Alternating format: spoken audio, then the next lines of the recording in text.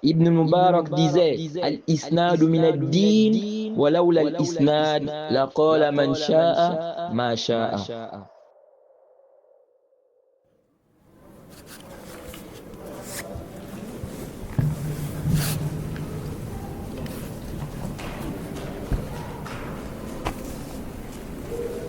السلام عليكم ورحمة الله وبركاته. إن الحمد لله نحمده ونستعينه ونستغفره ونعوذ بالله من شرور أنفسنا ومن سيئات أعمالنا. من يهده الله فلا مضل له ومن يضلل فلا هادي له، وأشهد أن لا إله إلا الله وحده لا شريك له، وأشهد أن محمدا عبده ورسوله. يا أيها الذين آمنوا اتقوا الله حق تقاته ولا تموتن إلا وأنتم مسلمون. يا أيها الناس اتقوا ربكم الذي خلقكم من نفس واحدة وخلق منها زوجها وبث منهما رجالا كثيرا ونساء، واتقوا الله الذي تساءلون به والأرحام، إن الله كان عليكم رقيبا. يا أيها الذين آمنوا اتقوا الله وقولوا قولا سديدا يصلح لكم أعمالكم ويغفر لكم ذنوبكم، ومن يطع الله ورسوله فقد فاز فوزا عظيما. أما بعد. Louange à Allah, le créateur des cieux et de la terre. On le loue pour tout ce qu'il nous accorde comme bien et comme grâce, et on lui demande de prier sur son prophète Muhammad sallallahu alayhi wa sallam, sa famille, ses compagnons et tous ceux qui les ont suivis jusqu'au jour de la rétribution. Celui qu'Allah a guidé, personne ne peut l'égarer. Celui qu'Allah a égaré, personne ne peut le guider. Nous sommes toujours dans l'explication de Kashf Shubhat du Cheikh Muhammad ibn Abdul Wahhab, donc l'explication du Cheikh Ibn Uthaymin. Naam. اقرأ. بسم الله الرحمن الرحيم. قال الشيخ محمد بن صالح العثيمين: فالواجب قبل الحكم بالتكفير أن ينظر في أمرين. الأمر الأول دلالة الكتاب والسنة على أن هذا مكفر لئلا يفتري على الله الكذب. نعم. Le Cheikh Ibn Uthaymin dit ici, il est obligatoire, avant de donner le jugement sur quelqu'un, qu'il est mécréant, avant de déclarer quelqu'un mécréant, il est impératif, il faut obligatoirement regarder deux choses.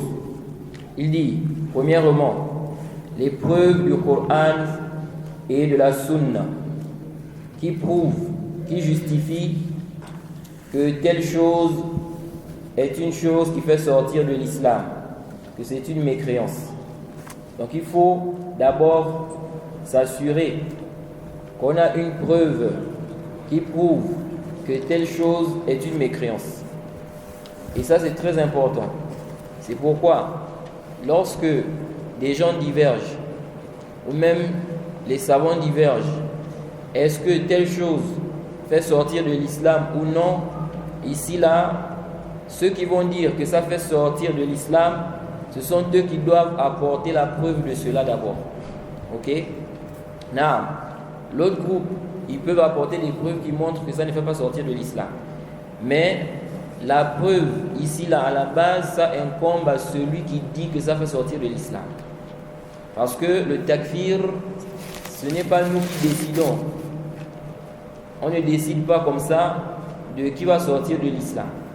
C'est Allah et son messager qui ont mentionné les choses qui font sortir de l'islam. Non, donc, il faut se rassurer qu'il y a une preuve qui prouve que ça fait sortir de l'islam. On a vu des gens, des jeunes, n'est-ce pas, qui étaient en train de débattre. Et certains ont dit, celui qui prie les bras ballants, il devient mécréant. Il sort de l'islam. Vous voyez? Tout ceci, c'est quoi? L'ignorance, le jahl, ou le suivi de la passion. Donc, quiconque prétend qu'une chose fait sortir de l'islam, il doit apporter la preuve de cela. Il doit apporter la preuve de cela. Non, le cheikh dit, pour pas qu'il monte sur Allah, qu'il forge un mensonge sur Allah. Donc il faut la preuve. Sinon, ce sera un mensonge, n'est-ce pas, sur Allah. Non. الثاني انطباق الحكم على الشخص المعين بحيث يتم شروط التكفير في حقه وتنتفي الموانع. Non. Il dit deuxièmement, donc on se rassure d'abord que la chose là, c'est une chose qui fait sortir réellement de l'islam. On a la preuve de cela. Ok? Ça c'est la première chose. Première chose c'est ça. Deuxième chose, il dit, on doit ici voir si le jugement s'applique sur cette personne de manière spécifique, de telle sorte que les conditions soient réunies sur son cas et les empêchements écartés. Ok? Donc les conditions sont réunies, il n'y a pas d'empêchement. Il n'y a pas quelque chose qui empêche qu'on fasse son takfir. Comme par exemple la contrainte. Ok? Ou bien, n'est-ce pas, le lapsus. Il a fait un lapsus, par exemple. Il n'a pas visé ça. Ce qu'il a dit, il n'a pas visé ça. Il ne voulait pas dire ça. Ok? Ça, c'est une chose qui empêche de faire le takfir. Comme celui-là qui avait dit à Allah, tu es mon serviteur et je suis ton Seigneur. Il a voulu dire, tu es mon Seigneur, je suis ton serviteur. Mais comme on dit, la langue l'a dévancé. Ok? Ça là, c'est un lapsus. En français, on appelle ça un lapsus. Donc il a voulu dire une chose, mais c'est autre chose qui est sortie. Ça là, c'est une chose qui empêche. Ça empêche de faire quoi? De faire le takfir. Ça ne fait pas longtemps, j'ai écouté quelqu'un qui était en train de faire, n'est-ce pas, une exhortation. Et là-dedans, il a mentionné le verset où Allah parlant, n'est-ce pas, d'Ibrahim, dit qu'il ne faisait pas partie des associateurs. Wa ma kana minal mushrikin. Il n'était pas parmi les associateurs. Et lui, en lisant le verset, il a dit Wa ma kana minal muslimin. Il ne faisait pas partie des musulmans. Ça là, si on regarde ça, en réalité, c'est une mécréance. Ok? De dire que le prophète Ibrahim ne faisait pas partie des musulmans. Mais en écoutant, on sait quoi? On sait que c'est un lapsus. Ok? De par ce qu'on connaît de lui, en tant que musulman, on sait que lui là, il ne peut pas dire ça. Ok? Donc on sait que ici là, il n'a pas voulu dire cela. Donc le cheikh dit ici, on doit se rassurer qu'il n'y a pas d'empêchement. Donc il n'y a pas une chose qui empêche de faire son takfir. Ok? De même aussi, on doit se rassurer que les conditions sont réunies sur la personne de manière spécifique. Non. ومن أهم الشروط أن يكون عالما بمخالفته التي أوجبت كفره لقوله تعالى ومن يشاقق الرسول من بعد ما تبين له الهدى ويتبع غير سبيل المؤمنين نوله ما تولى ونصله جهنم وساءت مصيرا فاشترط للعقوبة بالنار أن تكون المشاقة للرسول من بعد أن يتبين الهدى له. نعم. Le cheikh dit ici là, parmi les conditions les plus importantes, c'est quoi? C'est que celui-là qui est tombé, n'est-ce pas, dans un acte de mécréance ou dans une chose qui constitue une mécréance. Il dit, parmi les conditions les plus importantes, c'est qu'il sache, ok, qu'il soit au courant au sujet de ce qu'il a contredit qui implique la mécréance, qui implique sa mécréance, qu'il soit au courant que c'est interdit, ok, qu'il soit au courant que c'est interdit. Non, le cheikh dit ici, car Allah a dit, quiconque fait scission avec le messager d'Allah, ou quiconque fait scission avec le messager, après que la guidée lui est clairement parvenue, après que la guidée lui est clairement parvenue, et qui suit un chemin autre que celui des croyants, nous allons le laisser comme il s'est détourné et il rentrera en enfer. Nous le ferons rentrer en enfer, et quelle mauvaise destination. Ok? Le cheikh dit, Allah a conditionné ici pour que la punition, le châtiment s'applique sur lui. Le châtiment de l'enfer, il a conditionné qu'il fasse scission du messager après que la guidée lui est parvenue. Ok? Après que la guidée lui est parvenue. Non. Ici, comme on l'a dit, certains gens de science ne font pas la différence. Donc que quelqu'un n'apporte pas une objection ici pour dire qu'on est en train de parler ici du châtiment. J'avais déjà expliqué qu'il y a des gens de science qui ne font pas la différence entre le châtiment et le takfir. Que tout ceci rentre dans, n'est-ce pas, la menace. Et donc ça prend les mêmes jugements. Sauf si on a un argument qui prouve qu'ici là il faut faire la différence. Donc si on a la preuve qu'Allah ne va pas châtier un tel ou un tel, c'est la preuve qu'on doit l'excuser. Jusqu'à preuve du contraire. C'est la preuve qu'on ne doit pas donner le hukm qui implique ce châtiment-là, ok? Sauf si on a quoi? Un argument. Quand on dit il est mécréant, le fait de le juger comme étant mécréant, n'est-ce pas? Qu'est-ce qui découle? Ce qui découle normalement, c'est quoi? C'est le châtiment réservé aux mécréants. Ok? Non. Donc le cheikh a dit ici qu'Allah a mis comme condition pour qu'il soit châtié, n'est-ce pas? Qu'il fasse scission après que la guidée lui est parvenue. Ok? Qu'elle lui est apparue. Non. ولكن هل يشترط أن يكون عالما بما يترتب على مخالفته من كفر أو غيره أو يكفي أن يكون عالما بالمخالفة وإن كان جاهلا بما يترتب عليها؟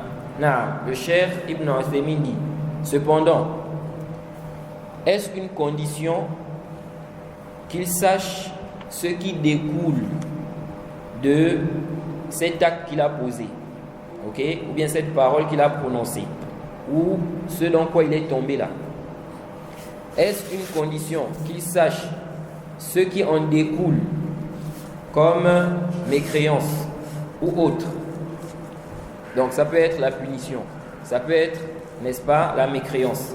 Ou bien il suffit qu'il sache que cela est en contradiction avec les textes, que cela est interdit. Ok? Il dit, même si il est ignorant de ce qui en découle. Ok? Ça veut dire quoi? Le cheikh Ibn Uthaymin dit, quelqu'un maintenant il est tombé dans un acte de mécréance. Ok? Mais il était ignorant. Le cheikh dit, quand on dit ici là qu'il doit avoir la connaissance avant qu'on donne le jugement, avant qu'on dise qu'il est mécréant, il doit connaître, ok? Il doit savoir que ce sur quoi il est là, ça contredit la législation, que c'est interdit.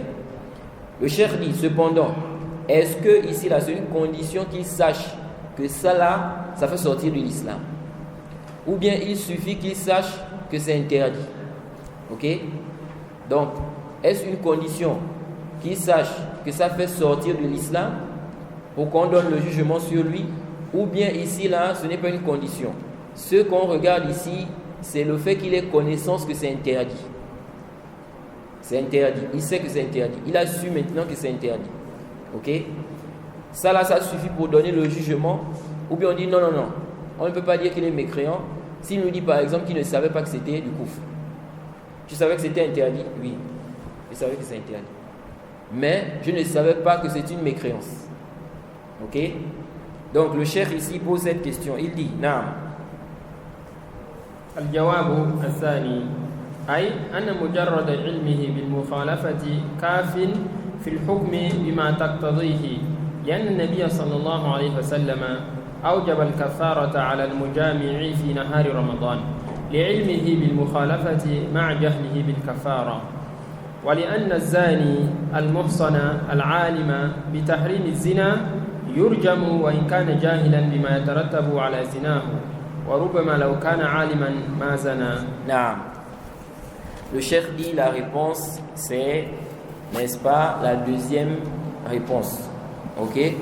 Donc, première réponse qu'il a donnée, qui est incluse dans la question, en réalité, c'est quoi? C'est le fait qu'il connaisse, qu'il sache que c'est une mécréance. Le fait qu'il sache ce qui en découle comme punition. Deuxièmement, il a dit, n'est-ce pas, il est ignorant de ce qui en découle. Il dit donc la réponse ici, donc ce qui est juste, c'est quoi? C'est que ici, là, on va donner le jugement, même s'il est ignorant de ce qui en découle. Ok? Il dit, le simple fait qu'il ait connaissance, que ceci s'oppose au texte, c'est interdit. Il dit, ceci suffit pour donner le jugement qu'implique ce qu'il a fait. Ok? Donc ça suffit. Il savait que c'est haram. Khalas. Il est tombé dans ça, on dit, il est mécréant. Même s'il dit, je ne savais pas que ça fait sortir de l'islam. Mais tu savais que c'est interdit? Oui. Khalas, ça suffit. Ok? C'est pourquoi, souvent, quand on dit, il faut qu'il ait connaissance. Il faut qu'il ait connaissance ici, c'est-à-dire il faut qu'il ait connaissance que ce qu'il est en train de faire là, c'est interdit. Ce n'est pas il faut qu'il ait connaissance que c'est du kufr. Ok? Ce n'est pas ce qui est une condition ici. Non. Donc le cheikh dit ici, ça suffit pour qu'on donne le jugement sur lui. Car il dit le prophète a rendu obligatoire l'expiation au sujet de celui qui a des rapports avec sa femme pendant la journée de Ramadan. Ok? Car il était au courant que ce qu'il a fait là, ou ce qu'il fait là, c'est interdit. Ok? Mais il ignorait qu'il y avait quoi? L'expiation. Je pense que la majorité ici, ou peut-être tout le monde ici, connaît ce hadith de celui-là qui avait eu des rapports avec sa femme pendant la journée de Ramadan. Quand c'est Ramadan, souvent les imams citent ce récit-là. On parle souvent de ça. Dans ce récit-là, ce compagnon-là, ok, il ne savait pas ce qui découle de son acte. Bon, j'ai fait ça. Maintenant, après avoir fait ça, qu'est-ce que je dois faire? Ça là, il ne savait pas. Mais il connaissait que ce qu'il a fait là, c'est interdit. Ceux qui connaissent le récit. Qu'est-ce qu'il prouve dans le récit du compagnon qui avait eu des rapports avec sa femme pendant la journée de Ramadan? Ok? Qu'est-ce qu'il prouve dans ce récit-là qui savait que c'est interdit? Celui qui trouve, il a droit à un livre ici là. Non. Non. Non.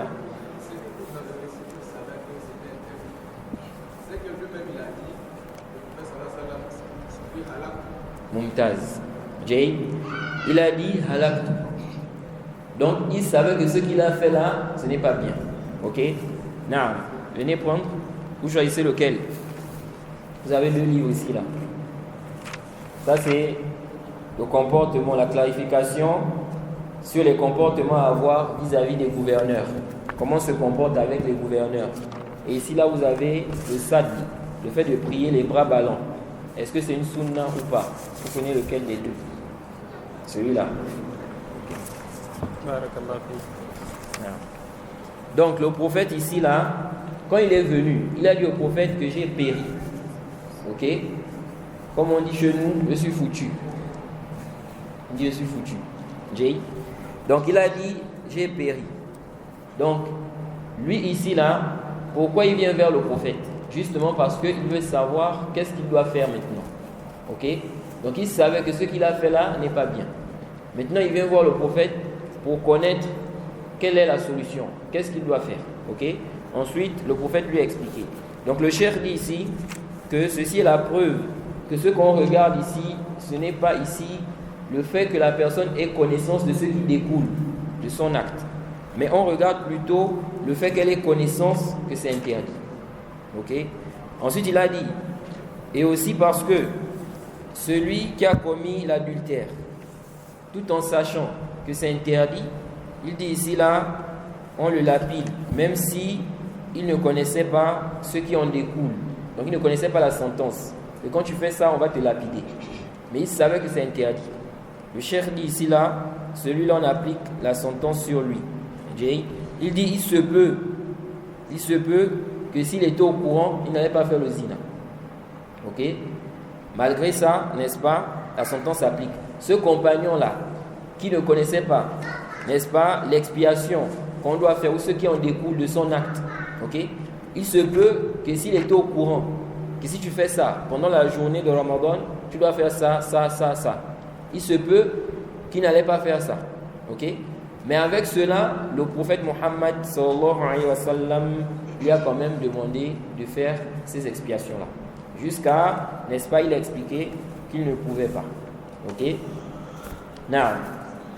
ومن الموانع من التكفير أن يكره على المكفر لقوله تعالى من كفر بالله من بعد إيمانه إلا من أكره وقلبه مطمئن بالإيمان ولكن من شرح بالكفر صدرا فعليهم غضب من الله ولهم عذاب عظيم. Naam. Le cheikh dit parmi les choses qui empêchent de déclarer quelqu'un mécréant, c'est quoi? Le fait qu'il soit contraint, n'est-ce pas, à commettre de la mécréance, ok, à tomber dans la mécréance. Donc ça c'est parmi les choses qui empêchent. Donc parmi les choses qui empêchent, par rapport à ce que le cheikh a dit ici, on va dire qu'il y a quoi? Le jahl, l'ignorance, ok, parce qu'il a dit il faut connaître, il doit connaître que ce qu'il fait là, n'est-ce pas, c'est prohibé, c'est interdit, ça contredit la législation. Donc premièrement, on a quoi? On a l'ignorance. L'ignorance fait partie des choses qui empêchent le takfir. L'ignorance de quoi? L'ignorance que ce que tu fais là c'est du kufr, ou bien l'ignorance de l'interdiction. Ici là c'est l'ignorance de l'interdiction. Ok? Donc il ne savait pas que c'était interdit. Non. Deuxièmement, il a dit, parmi les choses qui empêchent de faire le takfir, de déclarer quelqu'un mécréant, on a la contrainte. Ok? On a vu quelqu'un maintenant, à la télé par exemple. On voit que on braque une arme sur lui et on lui demande de prononcer des propos, de dire des choses. Et puis il dit ça. Ok? Et là-dedans, on voit que c'est de la mécréance. Lui là, on dit quoi? Il est contraint. On ne va pas faire son takfir. Ok? Même s'il insulte Allah, même s'il insulte le prophète.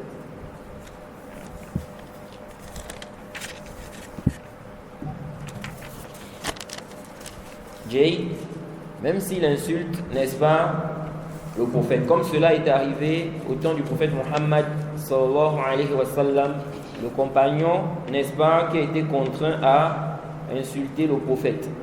Ok? Et quand il est venu voir le prophète, parce qu'il était mal à l'aise par rapport à ça, et le prophète lui a dit quoi? Il lui a dit comment tu as trouvé ton cœur. Ok? Donc quand tu as prononcé ça, ton cœur là-bas c'était comment? Ok? Il a dit quoi? Il avait toujours la foi. Donc il a fait ça pour qu'on le laisse. Ok? Car il était contraint. Et le prophète a dit فَإِنْ عَادُوا فَعُوا. فَإِنْ عَادُوا فَعُوا. Le prophète a dit s'il recommence, reprends.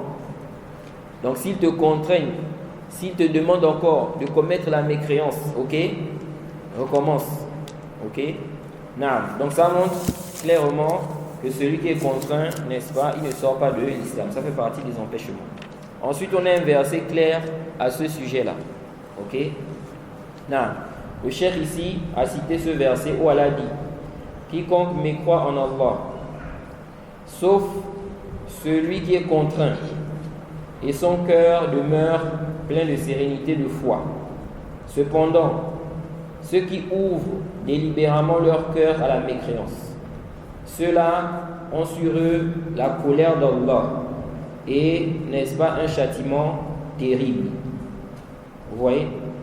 Donc, on voit ici qu'Allah, lorsqu'il a parlé de celui qui mécroit, il a dit sauf celui qui est contraint. Ok? Et son cœur demeure plein de sérénité, de foi. Cependant, ceux qui commettent la mécréance, n'est-ce pas, délibérément. Ceux-là, n'est-ce pas, ils ont la colère d'Allah et ils auront un châtiment terrible. Ok? Donc celui qui est mécréant, c'est celui-là qui commet la mécréance délibérément. Il n'est pas contraint. Okay? Comme certaines personnes, par exemple, qui font la comédie. Ils font la comédie, ok, pour faire rire les gens. Parfois, ils tombent dans la mécréance. Ok? Ils se moquent de la religion, par exemple. Ils font une comédie où ils sont en train de se moquer de la religion. Et eux, ils sont en train de penser que ici, là, ça ne compte pas. Ok? Ici, là, il n'y a pas de problème. Parce qu'ils ne sont pas sérieux. Ok? Comme ils disent, on blague. On ne blague pas avec la mécréance. Ok? Ici, là, Allah nous fait comprendre que ceux qui commettent la mécréance délibérément, donc de ton propre choix, de ton plein gré, tu commets de la mécréance. Même si c'est pour faire quoi? C'est pour faire rire les gens. Tu es mécréant. Ok? Tu es quoi? Tu es mécréant. Non. Ça c'est très important. C'est pourquoi il faut faire très attention. Ok? Déjà même mentir pour faire rire les gens, ce n'est pas autorisé. Le prophète interdit ça. C'est pourquoi en réalité la comédie là, ce n'est pas permis. Les gens qui font la comédie, c'est interdit. Même ceux qui font, comment on appelle ça, les mises en scène. Il y en a qui font da'wa aujourd'hui là, avec des mises en scène. Ils font da'wa en faisant quoi? Des mises en scène. Surtout les Ikhwan, les frères musulmans, cette secte là. Ils font da'wa comme ça pour attirer les gens. Ils ont beaucoup de suiveurs. Parce que les gens aiment des choses comme ça. Ça, ce n'est pas permis. Parce que dans les mises en scène, en réalité, il y a le mensonge. Le mensonge est haram dans l'islam. C'est interdit. Et ça, même si tu es en train de blaguer. Même si tu blagues, c'est interdit. Ok?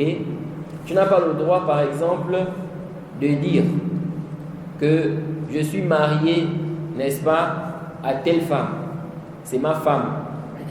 Je l'ai épousée. Et puis tu dis non, je blaguais. Ce n'est pas permis.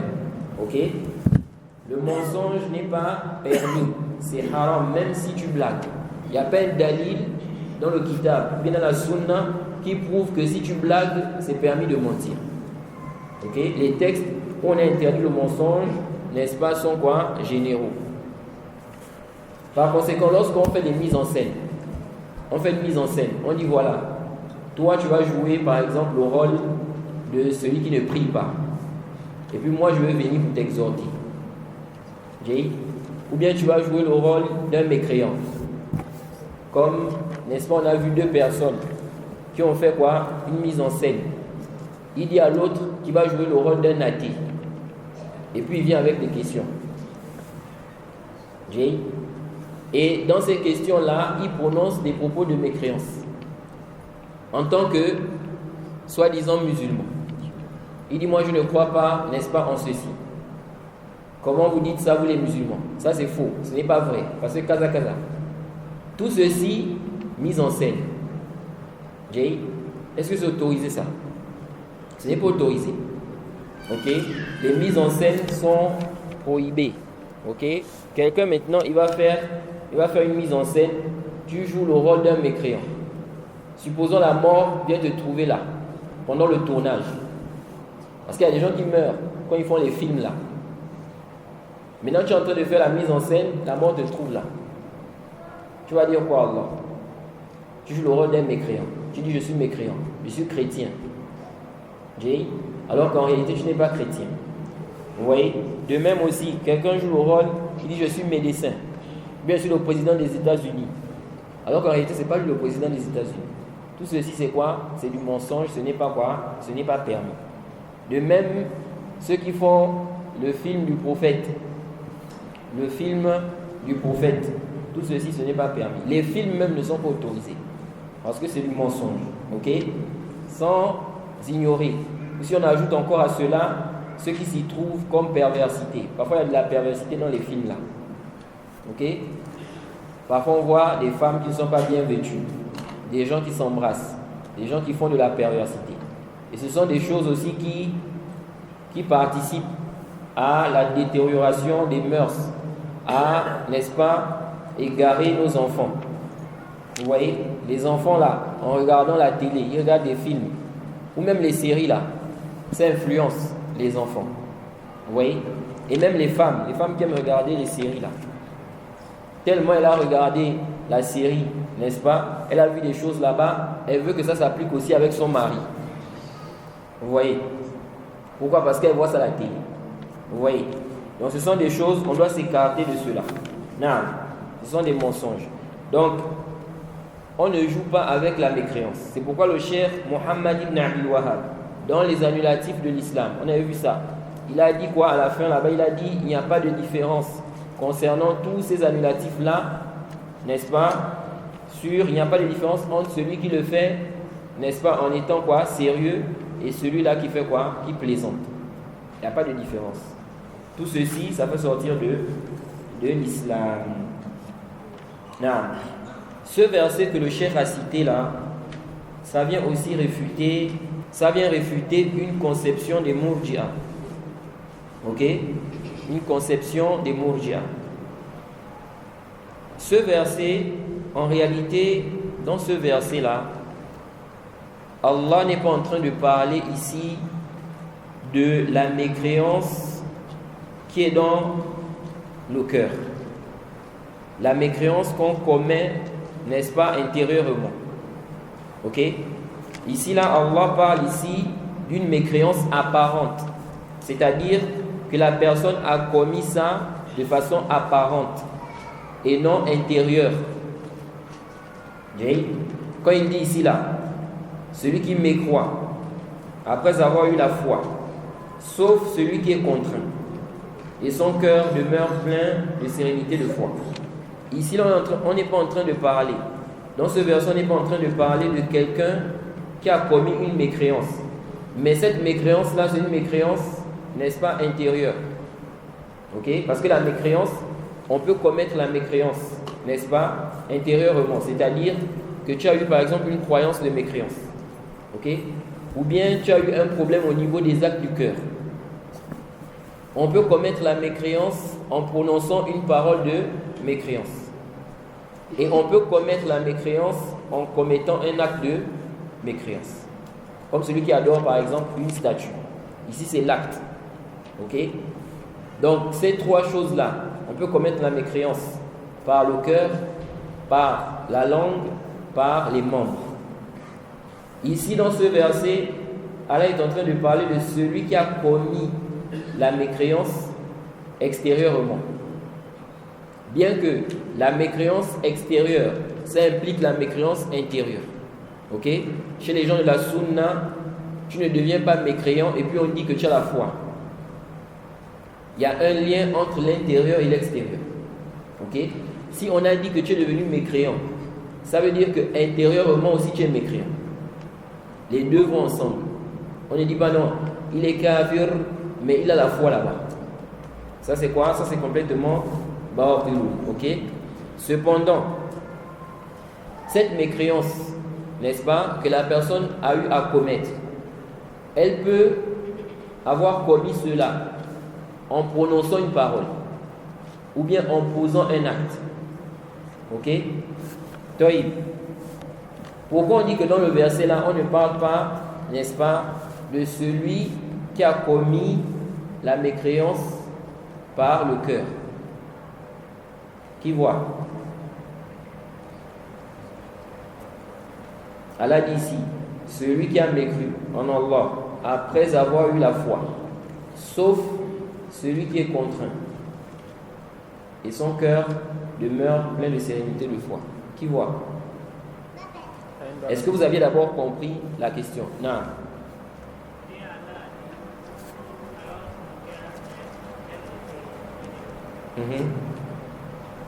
Donc,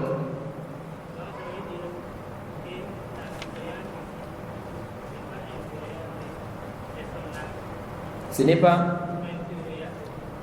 Je n'ai pas bien compris. Et ça veut dire donc que la mécréance est intérieure, mais pas... extérieure plutôt. Et plutôt, ça veut dire que la mécréance n'est pas extérieure, mais... Et plutôt extérieure. Donnez-lui le micro. Donc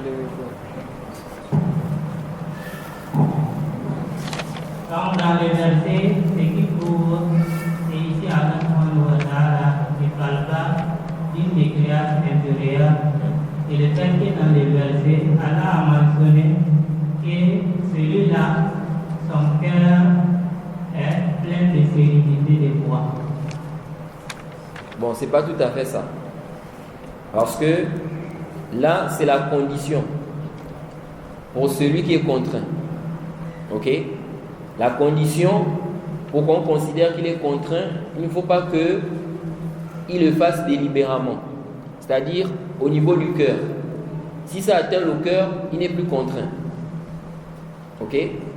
Quelqu'un maintenant, si on dit il est contraint, si maintenant on lui dit par exemple insulte le prophète, tu vois? Si il insulte le prophète et dans son cœur là-bas, il s'y plaît à cela, ok? Il s'y plaît, il voit que c'est bien de le faire, ici il n'est pas contraint, même si on lui a dit si tu ne fais pas ça on te tue, ok? Celui qui est contraint, c'est-à-dire il a prononcé la mécréance, mais ce n'est pas quoi, ça n'a pas atteint son cœur. Donc il a juste dit, ou bien il a fait, pour qu'on le laisse. Ok? Donc ici là, ce n'est pas parce qu'elle a dit ici, et son cœur est plein de sérénité, de foi. Non. Non. Non. Hein? Il l'a mal bouclé. Non. C'est cette partie qui dit que la mécréance ne dit pas le. Montaz. C'est-à-dire, là vous n'avez pas détaillé. Vous avez expliqué, vous avez dit ici que la partie où elle a dit, sauf celui qui est contraint. C'est ce qui prouve que la mécréance ici, là, dont on est en train de parler, ce n'est pas ce qui est dans le cœur, mais ce qui est extérieur. Et la personne a fait un acte, ou bien elle a prononcé une parole de mécréance. Mais qu'est-ce qui justifie ça? Non? Vous pouvez détailler? Non, donnez-lui le micro.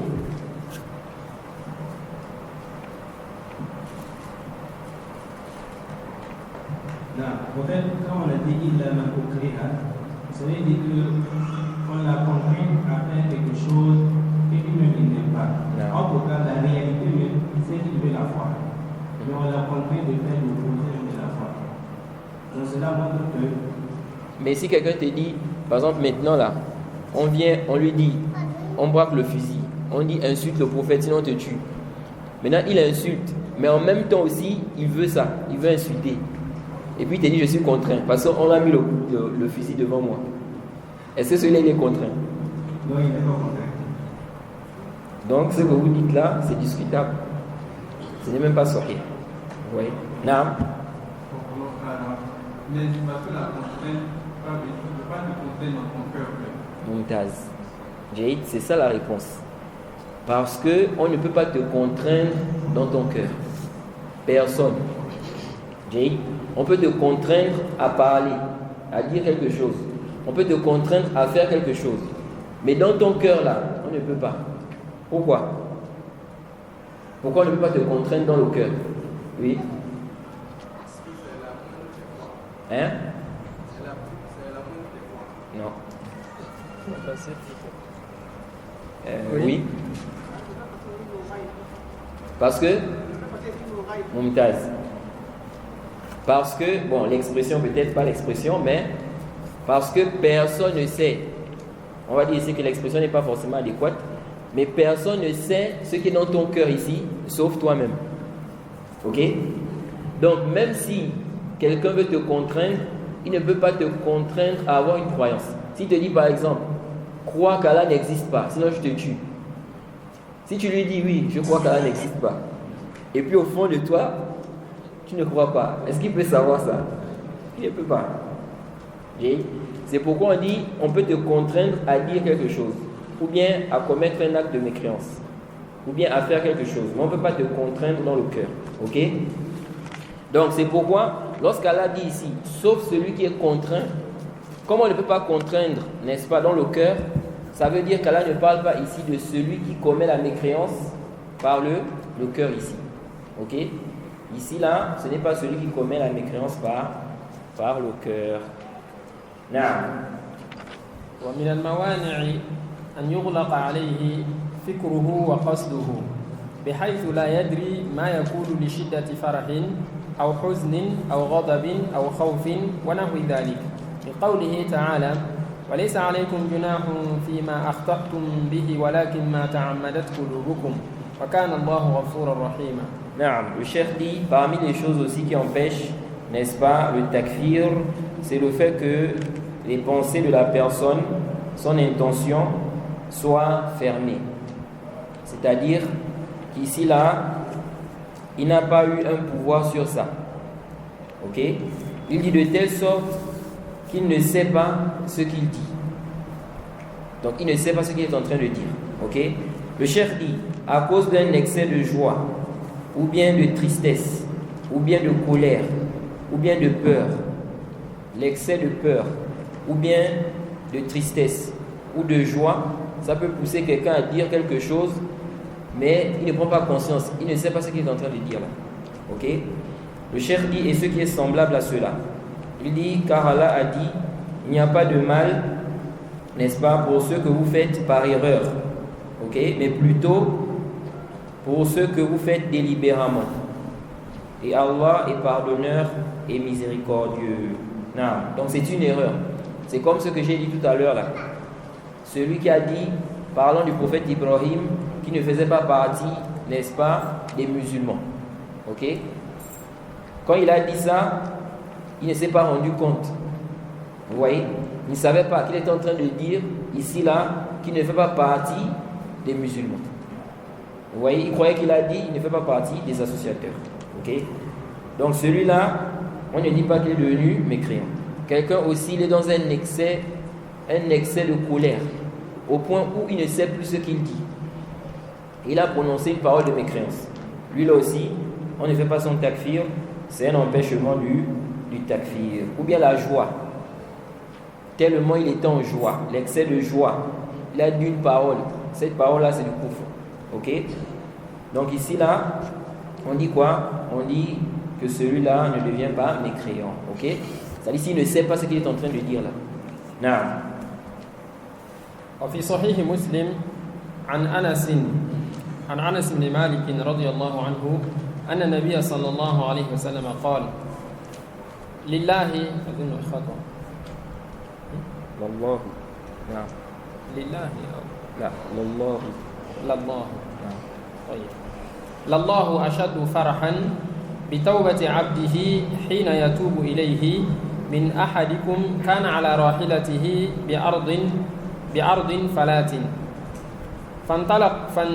فانفلتت منه وعليها طعامه وشرابه فأيس منها فأتى شجرة فاضطجع في ظلها قد أيس من راحلته فبينما هو كذلك إذا بها قائمة عنده فأخذ بخطامها ثم قال من شدة الفرح اللهم أنت عبدي وأنا ربك أخطأ من شدة الفرح.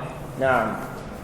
Le cheikh dit dans le Sahih Muslim, d'après Anas, le prophète a dit, n'est-ce pas, qu'Allah se réjouit.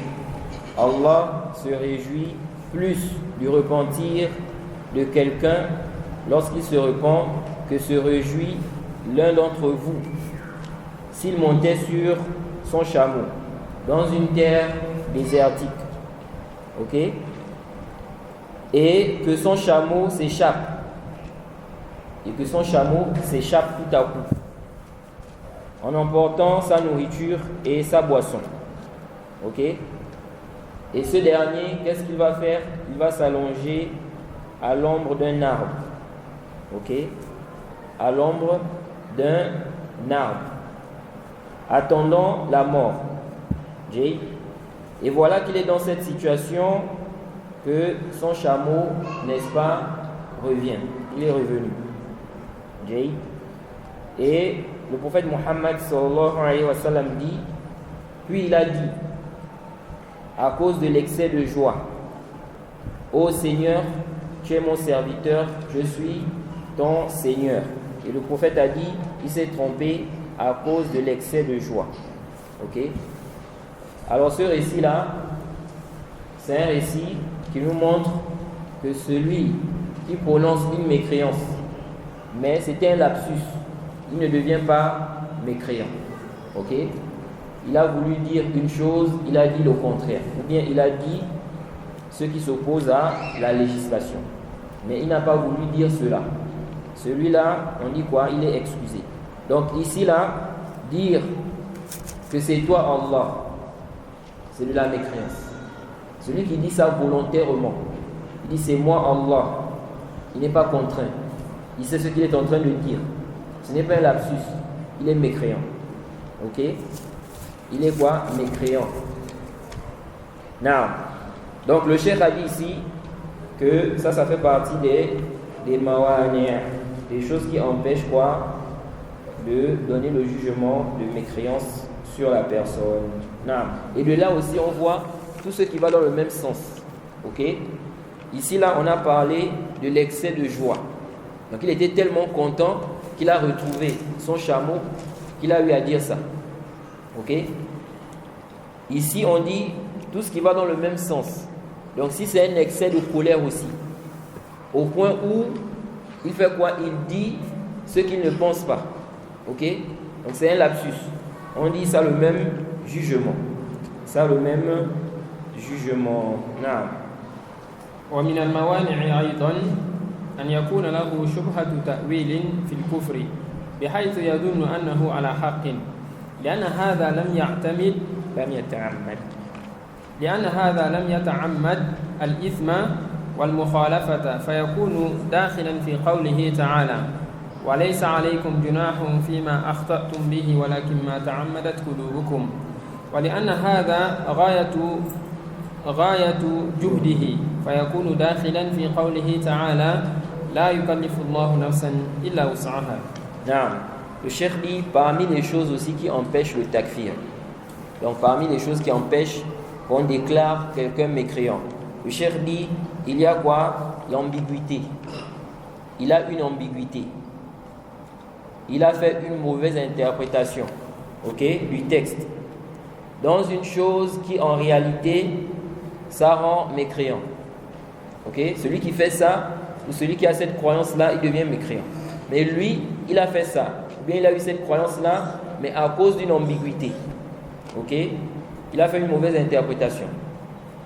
Le cheikh dit, ça fait partie des mawani' du takfir. Donc, parmi les choses qui empêchent de juger quelqu'un mécréant, ce n'est pas seulement l'ignorance. On parle beaucoup d'ignorance parce que c'est ce qui fait beaucoup de polémiques entre les gens, le jahl. Ok? Mais sinon, il n'y a pas que le jahl. Il y a aussi le ta'wil, la shubha. Ok? Quelqu'un, il a compris. Tu as cité la preuve. Allah a dit comme ça. Le prophète a dit comme ça. Il est au courant de ça. Mais lui, il croit que le sens qui est visé là-bas, ce n'est pas ce que toi tu dis. C'est un autre sens. Ok? Il a une ambiguïté. Ou bien, il s'est basé sur un texte qui est daif. Ok? Il s'est basé sur un texte qui est quoi? Qui est faible. Dans ce texte-là, il voit qu'on peut faire telle ou telle chose. Alors que cette chose-là, c'est du shirk.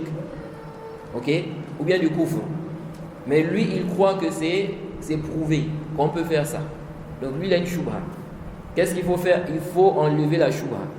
Il faut lui démontrer que le texte sur lequel tu te bases là, c'est daif. Ce n'est pas authentique. Ou bien c'est inventé. Ok? Ensuite, si après clarification, il continue, n'est-ce pas? Ici, on le juge mécréant. Donc le cheikh a dit l'ambiguïté. Il dit de telle sorte qu'il pense qu'il est sur la vérité. Ok? Il croit qu'il est sur la vérité. Ceux-là qui disent, il y a des gens aujourd'hui qui disent qu'Allah est partout. Ils disent quoi? Allah est partout. En réalité, ça, c'est une mécréance. Ok? Dire qu'Allah est partout, c'est une mécréance. Et ça implique, n'est-ce pas, normalement, ça implique quoi? Ça implique qu'Allah est dans les toilettes, qu'il est dans notre ventre. Vous voyez? Quand tu dis il est partout, Vous voyez, et ça c'est une mécréance. Nous disons Allah est au-dessus de toutes les créatures. Ok? Allah est au-dessus de toutes les créatures. Mais depuis là-bas, il nous voit et il entend. Même si tu es sous la terre, Allah, au ciel là-bas, au-dessus des 7 cieux, il te voit. Il nous entend. Et Allah n'est pas comme ces créatures.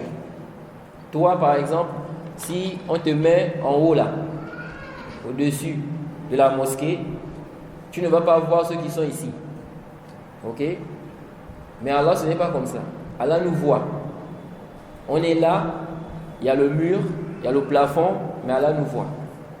Le créateur n'est pas comme les créatures. Ok? Comme il a dit, Laysa kamithlihi shay wa huwa as-sami'ul basir. Donc, nous disons ici, il y en a qui disent ça, ils disent Allah est partout. Mais ils ont des ambiguïtés. Ok? Ils ont quoi? Une ambiguïté. Il y en a, ils vont te dire, quand je dis ça, c'est pour dire quoi? Qu'il connaît tout ce qu'on fait. Il sait tout ce qu'on fait. Ok? Nous disons, le sens est correct. Mais le mot là, ce n'est pas bien. Il faut délaisser ça. C'est une mécréance. Ok? C'est une mécréance. Et celui qui dit aussi que je veux dire par là qu'Allah est avec nous ici. Ok? Il est avec nous ici là. Ok? Donc par son être, nous disons aussi que quoi? Que ceci n'est pas quoi? Correct. Ok? Allah est au-dessus de toutes ces créatures. Et depuis là-bas, il voit et il entend toutes choses. Donc, ce genre de personne-là, on ne va pas faire le takfir. Parce qu'il a une ambiguïté. Il faut qu'on enlève d'abord l'ambiguïté. Ok? Avant de faire quoi? Le takfir. De même, vous allez voir de là certaines personnes qui s'affilient, n'est-ce pas, à la sunna et qui ont nié qu'Allah est au-dessus de toutes ces créatures. Comme les Ash'ari par exemple. Ok? Les Ash'ari, c'est une secte. Ils nient qu'Allah est au-dessus de ces créatures. Mais ils ont des ambiguïtés. Ils ont des shubhat. Est-ce que ici, là, on va faire leur takfir? On va dire qu'ils sont mécréants parce qu'ils nient qu'Allah est au-dessus de toutes ces créatures? Ou bien on dit, on ne fait pas leur takfir jusqu'à quoi? Jusqu'à clarifier les choses à la personne. Ok? Nous disons qu'on ne fait pas leur takfir. Ok? On doit clarifier à ce dernier que sa conception, sa croyance là, elle n'est pas bonne. Ok? Donc le cheikh a cité le verset où Allah dit, donc il n'y a pas de mal, n'est-ce pas? Donc on n'est pas puni pour ce qu'on commet par erreur. Ok?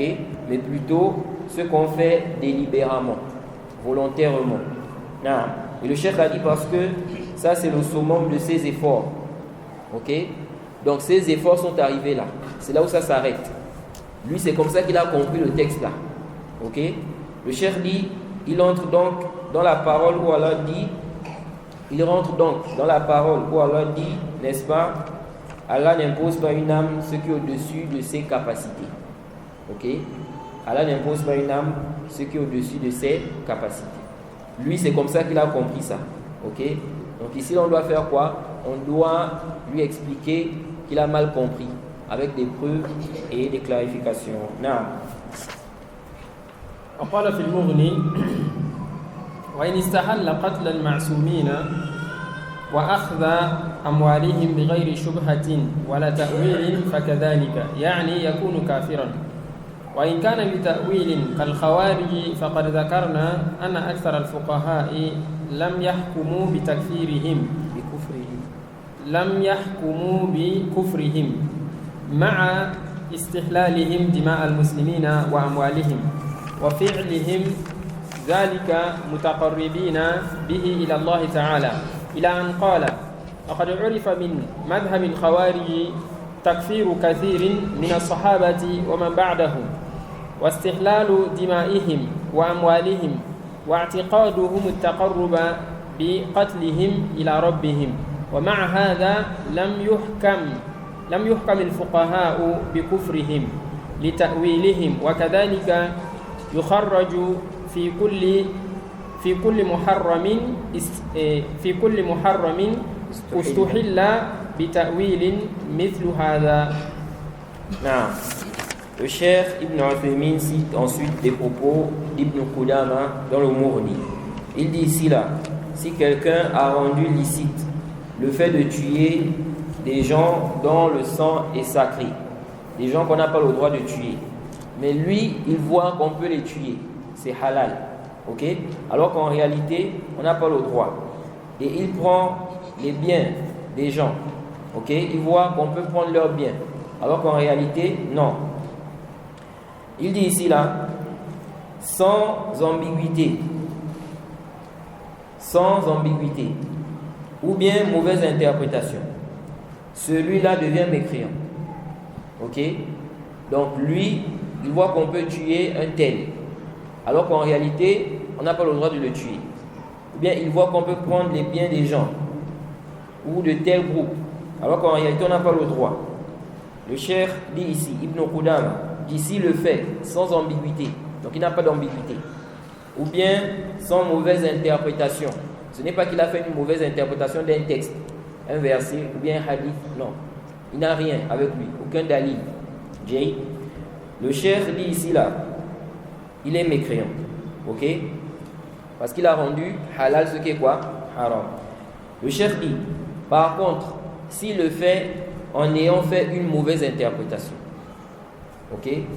Donc, il voit qu'on peut tuer un tel, mais parce qu'il a mal interprété un texte, ok? Il a mal compris le texte là. Il a vu que dans le texte là, on a dit ça. Ça prouve que celui qui fait ça, on le tue. Lui là, il a fait ça, donc on doit le tuer, ok? Il a mal interprété le texte. Il dit comme les Khawarij. Les Khawarij, n'est-ce pas? Ils rendent licite le sang des musulmans. Ils voient même, n'est-ce pas, le takfir des musulmans en réalité. Mais eux, ils les considèrent comme des mécréants. Il dit ici, on a déjà mentionné que la majorité des jurisconsultes n'ont pas jugé, n'est-ce pas, mécréants les Khawarij. Pourtant, n'est-ce pas, ils rendent licite le sang des musulmans, leurs biens. Vous voyez? Les savants ont divergé. Est-ce que les Khawarij sont des mécréants? Quelqu'un a posé une question ici, je pense que c'était hier. Et dans sa question, il a demandé la différence entre, n'est-ce pas, le terme égaré et mécréant. Ok? Et il a demandé le cas des Khawarij. Ils sont égarés ou bien ils sont mécréants? Et j'ai omis de répondre à la deuxième partie de sa préoccupation. Ok? Et personne aussi n'a attiré mon attention par rapport à ça. Parfois, quand on répond là, on peut oublier. Ok? On est en train de détailler. Un frère a attiré l'attention. Ah bon? On avait arrêté la prière. Ah bon. Now. Donc, les Khawarij, est-ce que les Khawarij sont des mécréants? Les savants ont divergé. Certains savants ont dit que les Khawarij sont des mécréants. Ils ne sont pas musulmans. Ok? Et parmi les savants à notre époque là qui ont soutenu cette position, on a le cheikh Ibn Baz. Le cheikh Ibn Baz, pour lui, les Khawarij sont mécréants. De même, le cheikh Ubayd al-Jabir, il voit que les Khawarij sont mécréants. Ok? C'est une divergence entre les gens de la Sunna. Comme ils ont divergé sur, n'est-ce pas, Tariq as-Salah. Est-ce qu'il est mécréant? Est-ce qu'il est mécréant ou pas? Ok? Ils ont divergé sur les Khawarij. Est-ce qu'ils sont mécréants ou bien ils sont musulmans? Ok? Il dit ici que la majorité des jurisconsultes n'ont pas jugé de leur mécréance. Ok? Il dit malgré qu'ils rendent licite le sang des musulmans et leurs biens. Vous voyez? Et justement, ceux qui ont fait le takfir des Khawarij parmi les savants, parmi leurs arguments, c'est ça. Qu'ils rendent licite ce qui est illicite. Ok? Et rendre licite ce qui est illicite, n'est-ce pas? Tu deviens quoi? Mécréant. Si quelqu'un maintenant, il dit que le khamr, l'alcool, c'est halal, il devient mécréant. Ou bien il dit le zina, c'est halal, il devient mécréant. Donc ils ont dit, les Khawarij, n'est-ce pas? En faisant le takfir des musulmans, en rendant leur sang halal. Parce que quand ils font le takfir, ils voient que vous êtes devenus des apostats. qu'on doit vous tuer. Donc votre sang est halal. Alors qu'en réalité, ici, ils sont en train de rendre halal ce qui est haram. Parce que vous n'êtes pas mécréant, vous n'êtes pas apostat. Vous voyez? Donc, celui qui rend halal ce qui est, n'est-ce pas, haram, il a apostasié, il devient mécréant. Donc, ils ont dit, ceux-là, ils sont dans la mécréance. Ils sont dans la mécréance. Maintenant, ceux qui n'ont pas fait le takfir, ils ont répondu à cela en disant que oui, c'est vrai qu'ils ont rendu halal ce qui est quoi? Ce qui est haram. Ils ont dit, mais ils l'ont fait par ta'wil. Ok? Ils ont des ambiguïtés, des shubhat. Donc on ne peut pas dire qu'ils sont mécréants. Ok? Parce qu'ils ont quoi? Des ambiguïtés, des shubhat. C'est pourquoi le Cheikh Ibn Ousaymin a cité ça. Ok? Pour montrer que ils n'ont pas fait le takfir des Khawarij, la majorité des jurisconsultes. Pourquoi? À cause de l'ambiguïté, la mauvaise interprétation. Donc, il dit ici que la majorité des jurisconsultes n'ont pas jugé de leur mécréance malgré qu'ils ont rendu halal le sang des musulmans et leurs biens. Et il dit ici, ils ont fait cela pour se rapprocher d'Allah. Ok? Malgré que ceux qui sont en train de faire là, eux ils font ça, ils voient que c'est la religion, c'est le dîn. Ok? Ils font ça en croyant que c'est la religion. Il dit, jusqu'à ce qu'il ait dit ici, on a su du madhab, de la doctrine, de la voie des Khawarij, qu'ils ont fait même le takfir de beaucoup de compagnons et de ceux qui sont venus après. Ok? Il dit, et ils ont rendu halal leur sang, leur bien. Vous voyez? Et ils avaient comme croyance, n'est-ce pas, qu'ils se rapprochent d'Allah à travers cela. Donc en les tuant. Vous voyez? Ils se rapprochent de leur Seigneur. Le Cheikh dit, avec tout ceci, donc Ibn Qudama, avec tout ceci, les fuqaha, les jurisconsultes n'ont pas jugé de leur mécréance. Pourquoi? Il dit à cause de leur mauvaise interprétation, car ils ont mal interprété les textes.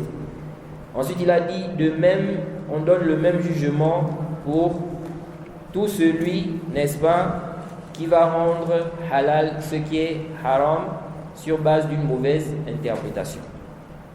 Ok? Il a le même jugement. Alors ici, il a dit, les fuqaha n'ont pas jugé de leur mécréance. Ok?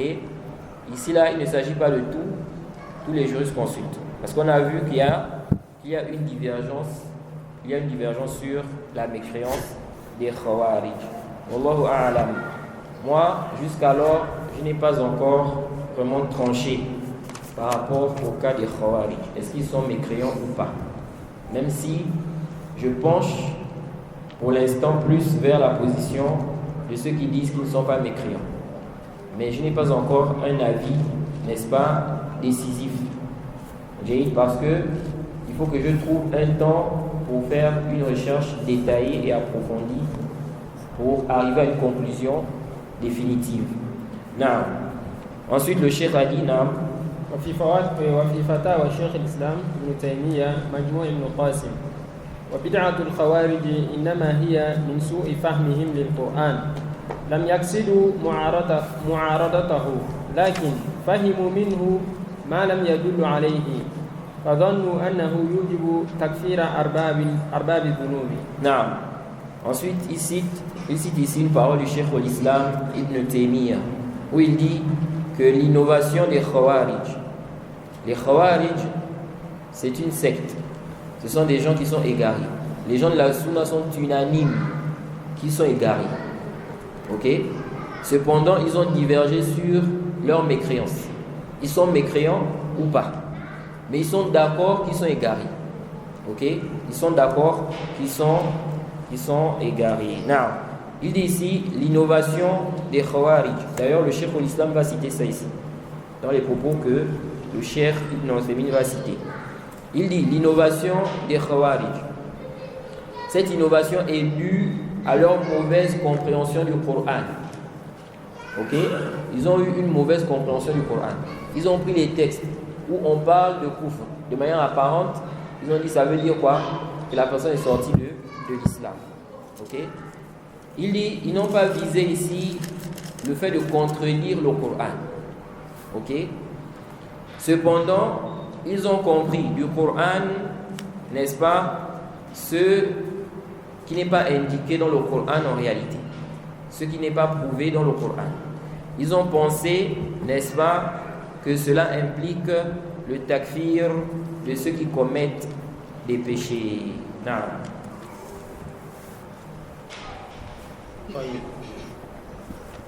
وفي الصفحة 210 منه فإن الخوارج خالفوا السنة التي أمر القرآن باتباعها وكفروا المؤمنين الذين أمر القرآن بموالاتهم وصاروا يتبعون المتشابه من القرآن فيتأولونه على غير تأويله من غير معرفة منهم بمعناه ولا رسوخ في العلم ولا اتباع للسنة ولا مراجعة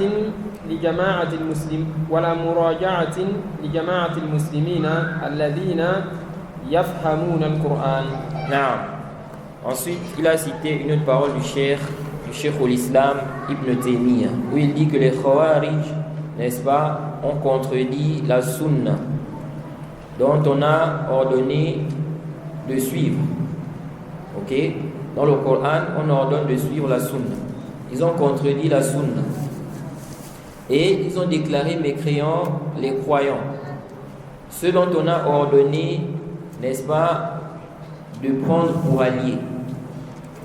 Il dit, et ils se sont mis à suivre ce qui est ambigu, à suivre ce qui est quoi? Équivoque, ce qui n'est pas clair dans le Coran.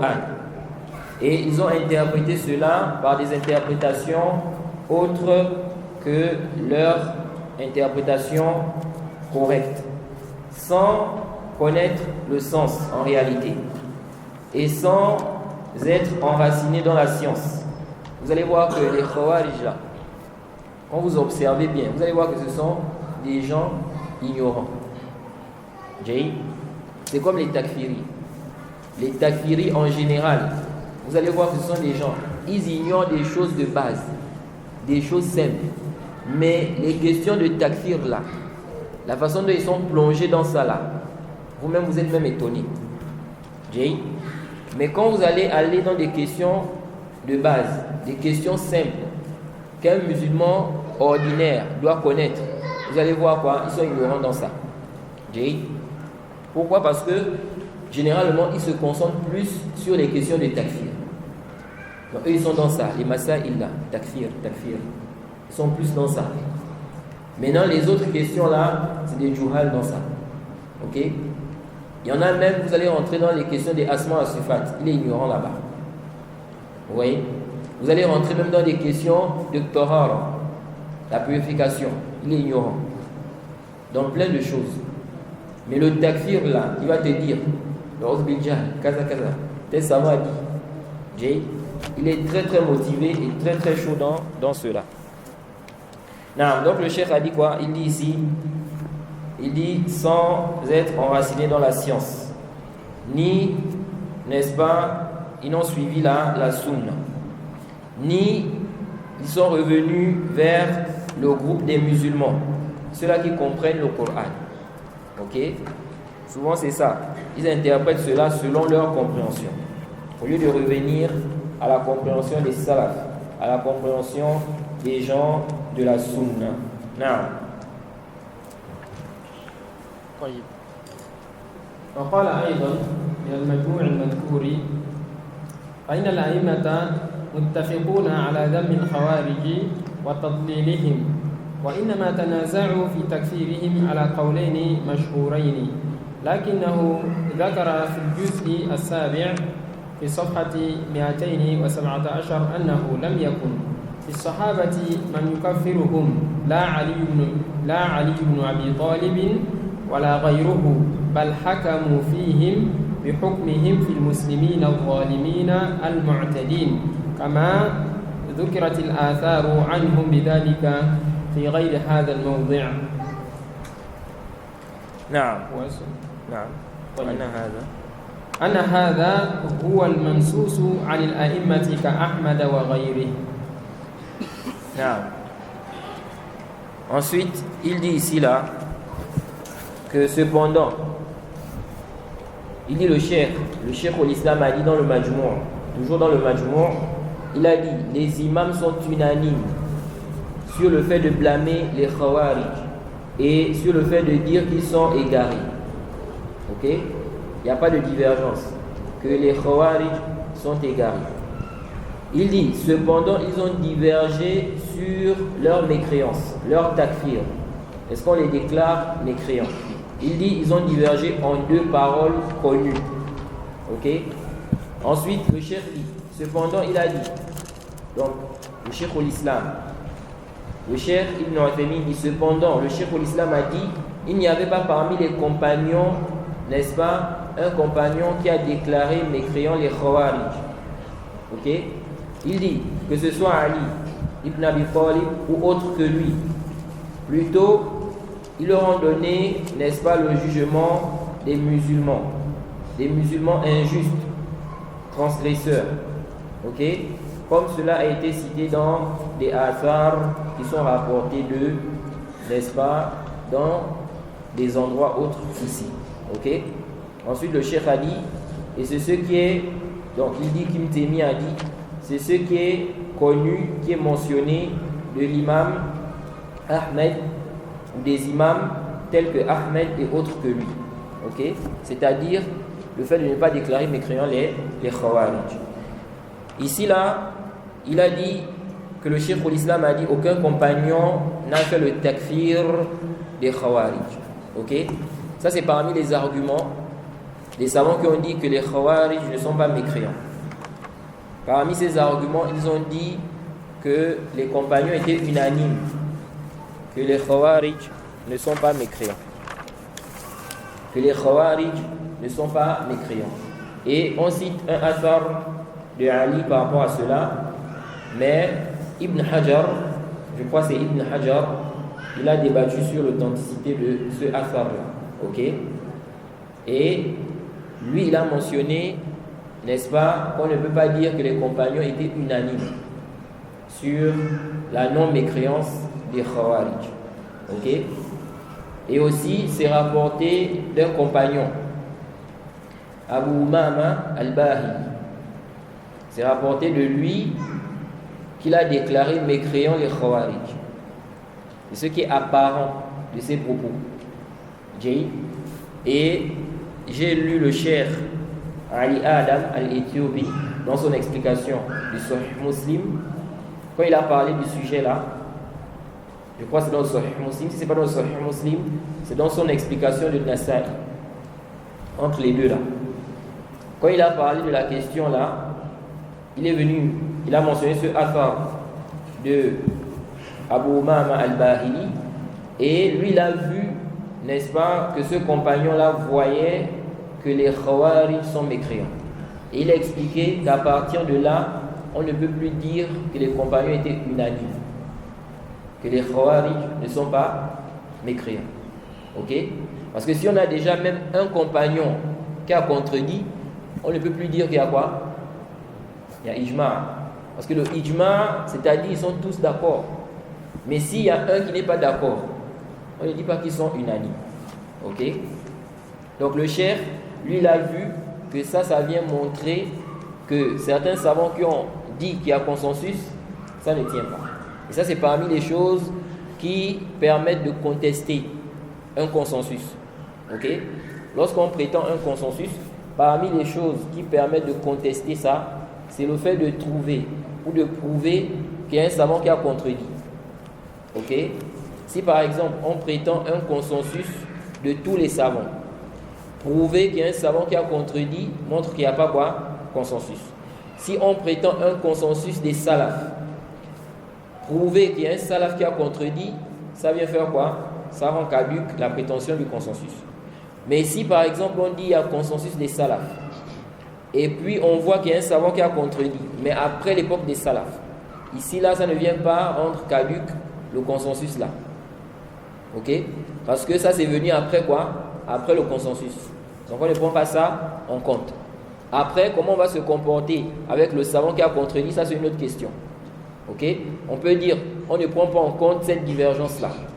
Parce qu'en réalité, les salafs étaient unanimes. Mais maintenant, il y a des savants nobles qui ont eu l'autre position. Ils ont cru qu'il y a divergence. Comment on va se comporter avec eux? Est-ce qu'on va ici les traiter d'égarés, faire leur takfir, là? Ok?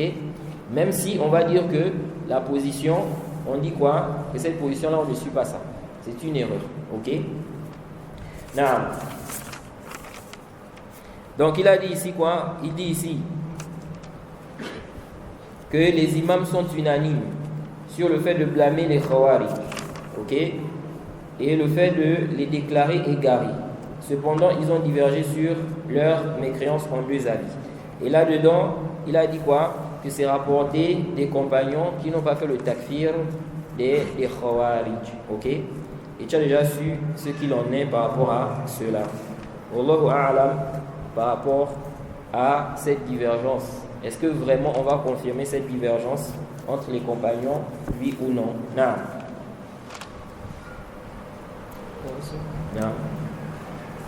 وفي المجموع أي الجزء الثالث في الصفحة 282 قال: والخوارج المارقون الذين أمر النبي صلى الله عليه وسلم بقتالهم قاتلهم أمير المؤمنين علي بن أبي طالب أحد الخلفاء الراشدين، واتفق على قتالهم أئمة الدين من الصحابة والتابعين ومن بعدهم، ولم يكفرهم علي بن أبي طالب وسعد بن أبي وقاص وغيرهما من الصحابة، بل جعلوهم مسلمين مع قتالهم، ولم يقاتلهم علي حتى سفكوا الدم الحرام وأغاروا على أموال المسلمين، فقاتلهم لدفع ظلمهم وبغيهم لا لأنهم كفار، ولهذا لم يسبي حريمهم طيب ولم يغنم أموالهم. وإذا كان هؤلاء الذين ثبت ضلالهم بالنص والإجماع لم يكفروا مع أمر الله ورسوله صلى الله عليه وسلم بقتالهم، فكيف بالطوائف المختلفين الذين اشتبه عليهم الحق في مسائل غلط فيها من هو أعلم منهم، فلا يحل لأحد من هذه الطوائف أن يكفر الأخرى ولا تستحل دمها ومالها، وإن كانت فيها بدعة محققة، فكيف إذا كانت المكفرة لها مبتدعة أيضا؟ وقد تكون بدعة هؤلاء أغلظ، والغالب أنهم جميعا جهال بحقائق ما يختلفون فيه، إلى أن قال: وإذا كان المسلم متأولا في القتال أو التكفير لم يكفر بذلك. نعم. Ensuite, le Cheikh Ibn Uthaymin cite ici les propos du Cheikh al-Islam Ibn Taymiyyah dans le Majmu' al-Fatawa, où il dit que les Khawarij qui ont dévié de la religion, n'est-ce pas, et dont le prophète a ordonné de combattre. On a ordonné de combattre les Khawarij. Mais cela se fait avec les gouverneurs. Ok? Avec les gouverneurs. Avec le gouverneur. C'est-à-dire que toi, tu ne vas pas décider. Tu te lèves un bon matin et puis tu dis par exemple que on va aller tuer les Khawarij. On va aller attaquer. Il reste 15 minutes. Oui. Ici là, tu dis on va aller combattre les Khawarij. Ok? Ça doit se faire avec le gouverneur. Ou bien le gouverneur a ordonné cela dans le pays, de combattre les Khawarij. Mais ce n'est pas que toi-même tu décides comme ça. Et comme on l'a dit, n'est-ce pas, les peines, ça, ce sont les gouverneurs qui appliquent cela. Non. Ensuite, il a dit quoi ici? Il a dit que Ali ibn Abi Talib les a combattus, donc les Khawarij. Ok?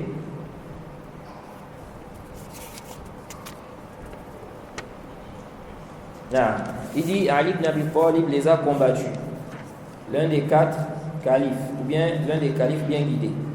Et les compagnons étaient unanimes, les imams étaient unanimes sur le fait de combattre les Khawarij. C'est pourquoi il dit ici, les imams de la religion étaient unanimes parmi les compagnons et leurs disciples. Et ceux qui sont venus après, n'est-ce pas, ils étaient unanimes qu'il faut les combattre. Ensuite, il a dit, Ali ibn Abi Talib ne les a pas déclarés mécréants. De même, Sa'd ibn Abi Waqqas et autres parmi les compagnons. Mais plutôt, ils les ont considérés comme des musulmans, malgré qu'ils les ont combattus. Ensuite, il a dit, Ali ibn Abi Talib ne les a combattus que lorsqu'ils ont fait couler le sang, n'est-ce pas, illicite. Le sang qu'ils n'avaient pas le droit de faire couler. Et lorsqu'ils ont pris les biens des musulmans. Il les a donc combattus afin de repousser leur injustice et leur transgression. Pas parce qu'ils étaient mécréants. Ce n'est pas tout celui qu'on combat qui est forcément mécréant.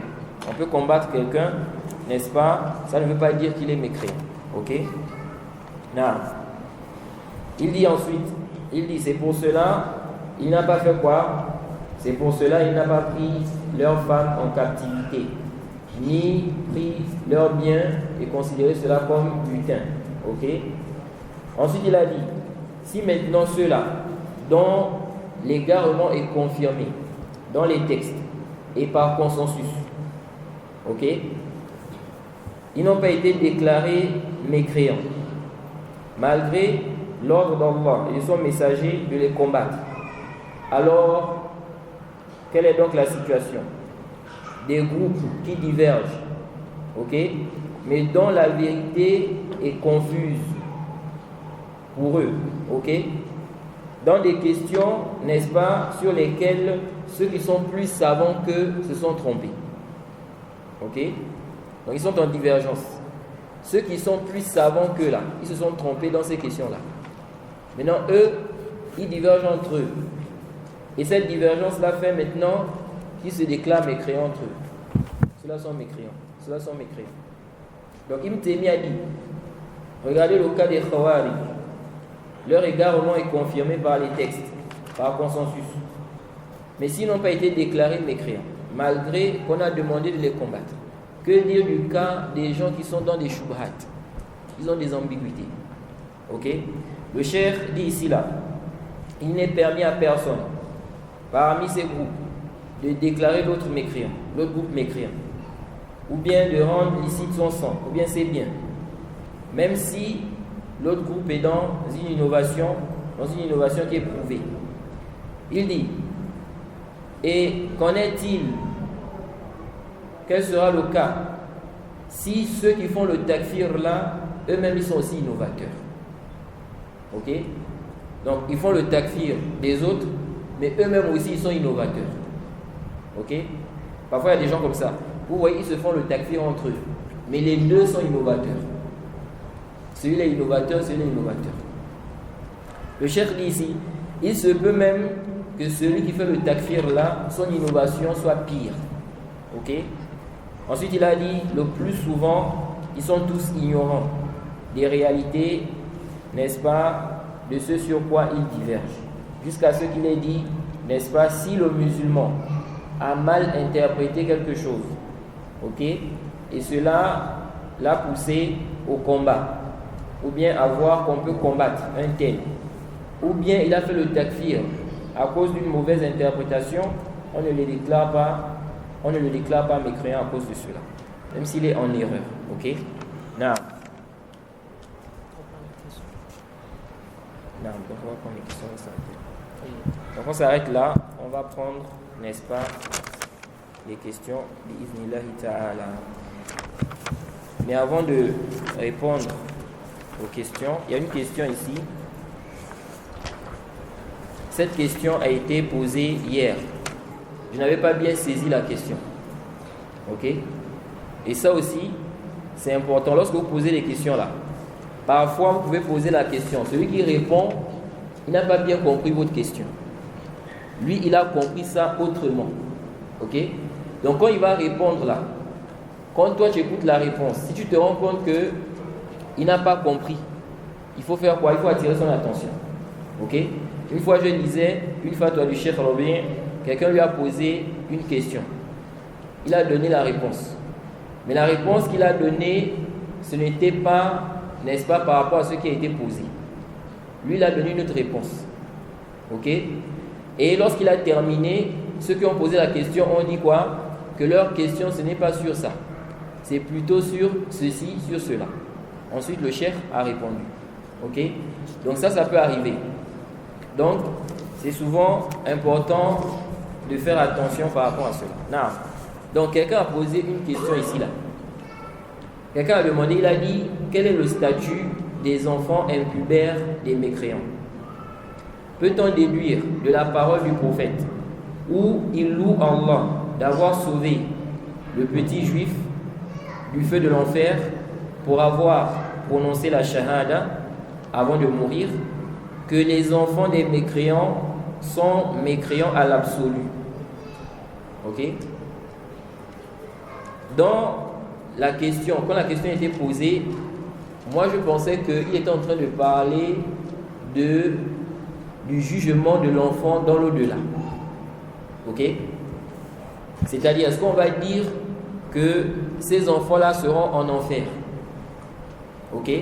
Est-ce qu'on va se baser sur ce texte-là? Est-ce qu'on peut se baser sur ce texte-là pour dire ça? Ok? Il n'y a pas de doute qu'on ne peut pas se baser sur ce texte-là. Mais, ici, là, j'ai compris que celui qui a posé la question, lui, ce qu'il veut savoir ici, là, c'est sur, n'est-ce pas, le fait de les juger mécréants. Ok? Le fait de les juger mécréants. En tout cas, c'est ce qui ressort de sa question. Sauf si maintenant, lui-même aussi derrière, n'est-ce pas, il vise la question de quoi? De leur statut dans l'au-delà là-bas. Est-ce qu'ils vont aller en enfer? Bref, donc ici, premièrement, le statut des enfants impubères. Parce qu'il a d'abord demandé ça. Quel est le statut des enfants impubères? Ok? Parmi les enfants des associateurs. Les enfants des associateurs. Les savants disent que les enfants des associateurs prennent le même jugement que leurs parents. Ok? Ils prennent le même jugement que leurs parents. Donc si par exemple, on a des enfants, par exemple des enfants des chrétiens, les parents sont chrétiens, l'enfant là, on lui donne le jugement des quel jugement? Chrétien. Ok? Toïb. Maintenant, cet enfant là, ok? Il y a deux cas. Il y a l'enfant qui n'a pas atteint l'âge de la puberté et il y a l'enfant qui a atteint l'âge de la puberté. Ok? Celui qui a atteint l'âge de la puberté, ici il n'y a pas d'ishkal. On va lui donner le jugement par rapport à ce qu'il aura choisi. Ok? S'il a choisi la religion de ses parents, on lui donne ce jugement. Ok? Toïb. Le problème ici, celui qui n'est pas pubère, il n'est pas pubère. Quel est donc son jugement? Comme je l'ai dit tout à l'heure, son jugement, c'est quoi? C'est le jugement de ses parents. Ok? Maintenant, dans l'au-delà, quel est le jugement de cet enfant-là? Il n'est pas pubère. On a dit, on lui donne le jugement de ses parents. Maintenant, s'il meurt, est-ce qu'il va en enfer? Est-ce qu'il va aller au paradis? Ou quelle est sa situation? Les savants ont divergé par rapport à cela. Ok? Cependant, n'est-ce pas, le jugement ici-bas, c'est quel jugement? C'est le jugement de ses parents. Dans l'au-delà, certains savants ont dit qu'ils vont aller où? Au paradis.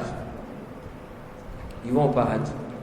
D'autres ont dit non, ils seront éprouvés. Ils seront éprouvés. Ok?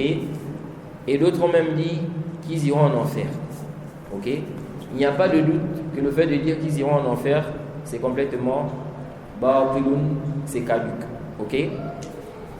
Et Allah n'est pas injuste. Allah subhanahu wa ta'ala n'est pas injuste. Dans ce récit-là, quand le prophète a demandé à cet enfant-là, ce jeune-là, de prononcer la shahada, il a prononcé la shahada. Et à la fin, le prophète a dit louange à Allah, qu'il a sauvé de l'enfer. Ok? Donc à travers moi. La personne demande, est-ce qu'on peut prendre ce récit-là pour, n'est-ce pas, dire que les enfants des associateurs, n'est-ce pas, sont mécréants dans l'absolu. Ok? Sont mécréants dans l'absolu. Pourquoi celui qui a posé la question a dit ça? Parce qu'il a dit ici, louange à Allah, qu'il a sauvé de l'enfer. Qu'il a sauvé de l'enfer. Nous disons, ce récit-là, on ne peut pas prendre ça comme argument pour dire que les enfants des associateurs sont tous mécréants. Ok? Ce n'est pas un récit qui prouve ça. Sachant que les enfants des associateurs, on a ceux qui sont pubères et ceux qui ne sont pas quoi? Pubères. Ok? Cependant, ce récit-là, certains gens de science ont dit que ce récit prouve que l'enfant qui a le discernement, n'est-ce pas, il sera châtié s'il choisit la mécréance, s'il suit la mécréance. Ok? Un enfant qui fait le discernement, il a le discernement, il comprend la mécréance, le koufr, il comprend ça. Ok? Ils ont dit celui-là, il sera châtié même si il n'a pas atteint, n'est-ce pas, la puberté. Ibn Hajar a mentionné cela lorsqu'il a parlé de ce récit. Et d'autres gens de science ont dit non, parce que les savants ont divergé. Celui-là qui n'a pas atteint l'âge de la puberté, mais il a le discernement, est-ce qu'il est mukallaf? Est-ce qu'il est responsable? Est-ce que les normes de responsabilité s'appliquent sur lui? Ok? Donc si par exemple lui là, il commet de la mécréance, est-ce qu'il sera châtié pour ça? Alors qu'il n'a pas atteint l'âge de la puberté. Ok? Il y a une divergence entre les savants par rapport à ça. Mais si on regarde les textes, ce qui est apparent, c'est quoi? C'est que celui qui n'a pas atteint l'âge de la puberté, n'est-ce pas, il n'est pas puni pour ce qu'il fait. Ok? Parce que le prophète a dit Rufi'a al-qalam an thalatha. La plume a été levée, n'est-ce pas, contre 3 personnes. Ok? Donc on n'inscrit pas leurs mauvaises actions. Et là-dedans, il a dit le fou, jusqu'à ce qu'il retrouve la raison. Parmi eux, il a dit l'enfant, jusqu'à ce qu'il grandisse, jusqu'à ce qu'il ait, n'est-ce pas, l'âge de la puberté. Vous voyez? Donc, ce qui est apparent, c'est que l'enfant, même s'il a le discernement, il n'est pas mukallaf. Ok? Il n'a pas, n'est-ce pas, une raison complète. Ok? Il y a encore des choses, n'est-ce pas, qu'il ne va pas saisir ou bien qu'il ne comprend pas. Donc ici, là, on dit l'enfant, les enfants des mécréants. Ok? Les enfants des mécréants ont le même jugement que leurs parents. Taïb. Maintenant, ces enfants-là, s'ils ont le discernement, est-ce que le jugement est différent? Le jugement n'est pas différent. Ils auront toujours le même jugement que leurs parents. Ok? Voilà ce qu'on peut dire par rapport à cela. Quant au fait de se baser sur ce récit-là, pour dire, n'est-ce pas, que les enfants des mécréants sont mécréants à l'absolu, ce récit ne prouve pas cela. Surtout que dans ce récit-là, il n'est pas dit que l'enfant là, c'était un enfant qui était impubère, qui n'avait pas atteint l'âge de la puberté. C'est pourquoi le cheikh Ibn Baz, je crois, lorsqu'il a commenté les propos d'Ibn Hajar concernant ce récit, il a dit quoi? Il a dit le fait de dire que ce récit-là prouve que l'enfant qui a le discernement, il est châtié. S'il tombe dans la mécréance, il dit c'est discutable. Il dit parce que dans le récit-là, il n'est pas dit que ce jeune-là, n'est-ce pas? Donc le jeune qui a testé là, qu'il était quoi? Qu'il n'avait pas l'âge de la puberté. Ce n'est pas mentionné parce que Roulam, on peut utiliser ça. Les Arabes peuvent utiliser ça, comme a dit l'imam Shanqiti, pour parler de celui qui n'a pas atteint l'âge de la puberté, pour parler de celui qui a atteint l'âge de la puberté et pour parler même de l'esclave.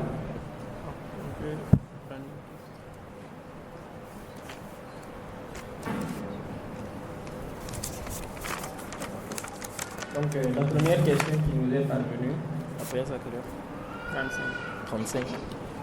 Très instant. La nature des questions ressemble à une question d'une sœur. Et les questions vont un peu dans le même sens. Donc, on va demander votre indulgence pour poser toutes ces questions. Inch'Allah. La première question. Peut-on invoquer pour un parent décédé mécréant, mais qui avait l'intention de se convertir? Deuxième question. Dans le cas où il n'y a pas de voile qui sépare les hommes et les femmes dans la mosquée, la femme peut-elle prier avec son niqab? Qu'en est-il des gants? Troisième question. Peut-on parler de mixité? On va aller question par question, c'est mieux. Ok. La première question, c'est quoi? Peut-on invoquer pour un parent décédé mécréant, mais qui avait l'intention de se convertir? Non. Tout d'abord, celui dont on sait qu'il est mort mécréant, on n'a pas le droit d'invoquer Allah, n'est-ce pas, en sa faveur. Et ceci car Allah a dit Ma kana lin-nabi والذين آمنوا أن يستغفروا للمشركين ولو كانوا أولي قربى من بعد ما تبين لهم أنهم أصحاب الجحيم. Ok? Il ne convient pas aux prophètes, ok, et aux croyants de demander pardon pour les associateurs, même si ce sont des proches parents, fussent-ils des proches parents, après qu'il leur est parvenu que ce sont des gens de l'enfer. Ok? Ce n'est pas permis. Si un homme musulman, quelqu'un qui n'est pas musulman, il est décédé, nous on connaissait qu'il n'était pas musulman, c'est ce qu'on sait de lui. Il est décédé, on n'a pas le droit de demander à Allah pardon pour lui. Ok? Donc, maintenant, la question qui a été posée, lui il avait l'intention de se convertir. Est-ce que ici là on peut dire que comme il avait l'intention de se convertir, on va faire quoi? On va le considérer comme musulman. Et on va, n'est-ce pas, invoquer en sa faveur. Nous disons non, Jay, sauf si il a été empêché de prononcer la shahada. Ok? Comme a expliqué l'imam Nawawi.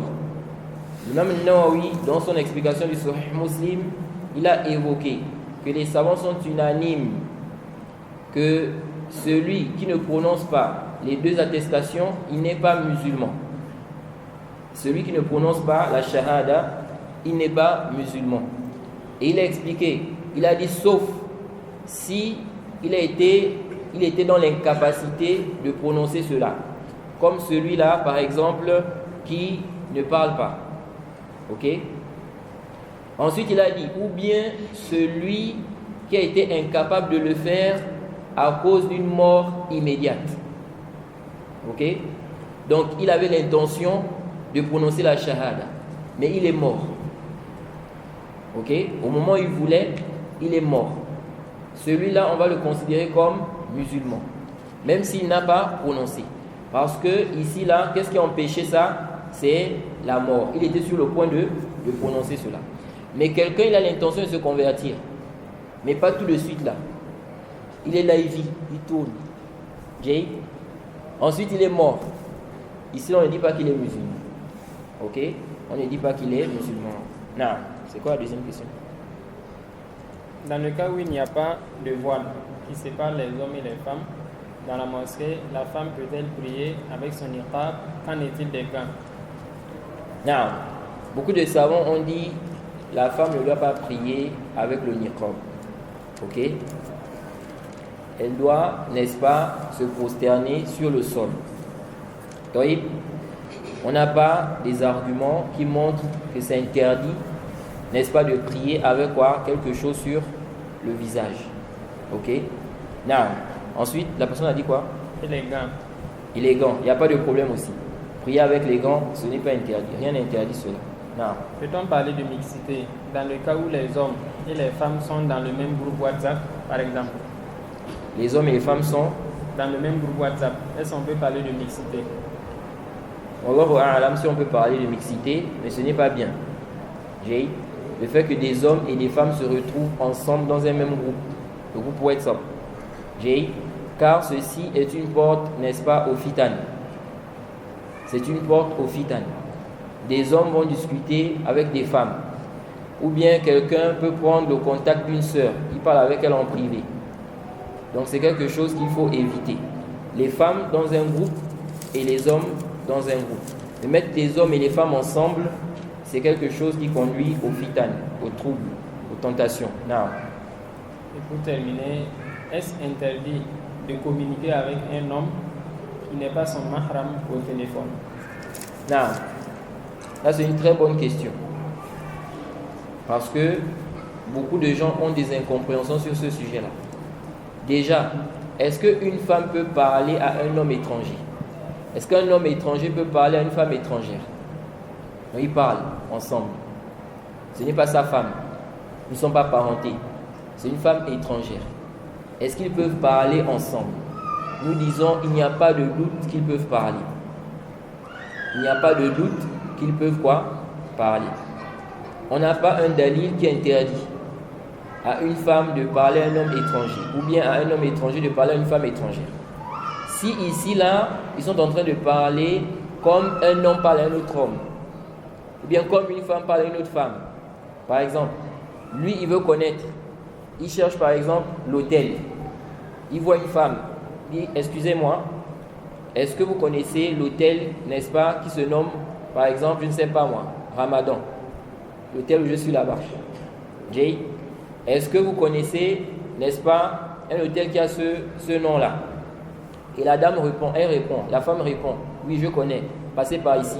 Ensuite, vous allez là-bas, Kaza. Ce n'est pas interdit. Quelqu'un arrive, il demande, il dit, bon, je suis nouveau. Est-ce qu'il y a des taxis ici qui quittent d'ici là pour aller à tel endroit? Elle dit, oui, vous pouvez trouver des taxis qui quittent d'ici pour aller à tel endroit, il n'y a pas de problème. Tu vas au marché, tu vas acheter des tomates. C'est une femme qui vend les tomates. C'est combien les tomates là? C'est tant. Il n'y a pas de problème. Ce n'est pas interdit. Jay, il y a des gens qui pensent que l'homme ne peut pas parler à une femme étrangère. La femme étrangère ne peut pas parler à un homme étranger. Ça, ce n'est pas vrai. Et ce n'est pas prouvé dans les textes en réalité. Dans les textes, on voit que des femmes étrangères parlaient à des hommes étrangers.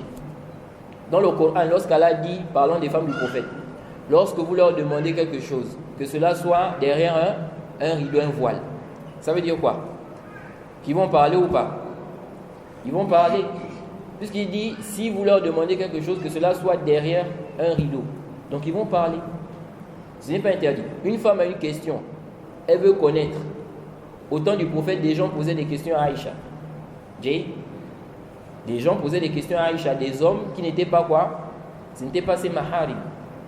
Vous voyez? Et ça, c'est connu. Quand on regarde, n'est-ce pas, la vie des compagnons, vous regardez la vie des compagnons, vous allez voir que des compagnons, des hommes parlaient à des femmes parlaient à des hommes. Ok? Donc ça là, ce n'est pas quoi? Ce n'est pas interdit. Ce qui est interdit, c'est quoi? Ce qui est interdit, c'est le fait de s'isoler. S'isoler avec une femme. Parce que le prophète Mohammed sallallahu alayhi wa sallam a dit La yakhluwanna ar-rajulu bimra'atin illa ma'adhi mahram.